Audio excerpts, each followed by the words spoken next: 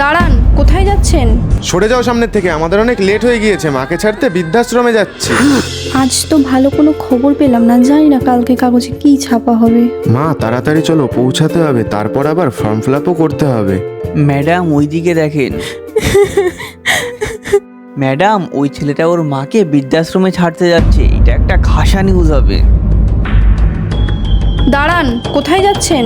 সরে যাও সামনের থেকে, আমাদের অনেক লেট হয়ে গিয়েছে, মাকে ছাড়তে বৃদ্ধাশ্রমে যাচ্ছি। দাঁড়ান, এত সহজে যেতে দেবো না। ক্যামেরা রেডি করো, নিউজ চ্যানেলের জন্য ভিডিও রেকর্ড করব আর সবাইকে দেখাবো আপনি আপনার মায়ের সাথে কেমন ব্যবহার করছেন।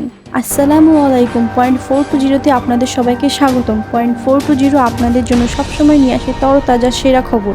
আজ আমরা দেখাবো এক নিষ্ঠুর ঘটনা। দেখেন এই ছেলেটা কিভাবে তার মাকে, বুড়ি মাকে বৃদ্ধাশ্রমে রাখতে যাচ্ছে। এই সন্তান দেখেন, এই বুড়িমা কিভাবে কান্না করছে। বুড়িমা আপনি কিছু বলুন, পাবলিক আপনাকে দেখছে, ভয় পাবেন না, বলুন। আর যা কিছু হচ্ছে আমার সাথে, এর জন্য দায়ী আমি। আমার ছেলে যখন ছোট ছিল।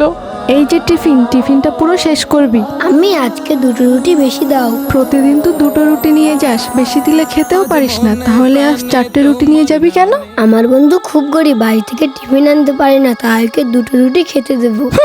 দরদ, সবসময় নিজের স্বার্থ নিয়ে ভাবতে শেখো, নিজের যেটাতে ফায়দা হয় সেটা করো, অত লোকের নিয়ে ভাবতে হবে না। ঠিক আছে মা, তাহলে 5 টাকা দাও। টিফিন দিলাম তো, আবার 5 টাকা কি করবি? মা, আমার আরেকটা বন্ধুর পেন্সিল ভেঙে গেছে, ওর কাছে পেন্সিল না টাকা নেই, তাই ওকে একটা পেন্সিল কিনে দেবো। আরে গবেট, নিজের স্বার্থ বোঝ, নিজের স্বার্থ, অত লোকের উপকার করে কি হবে?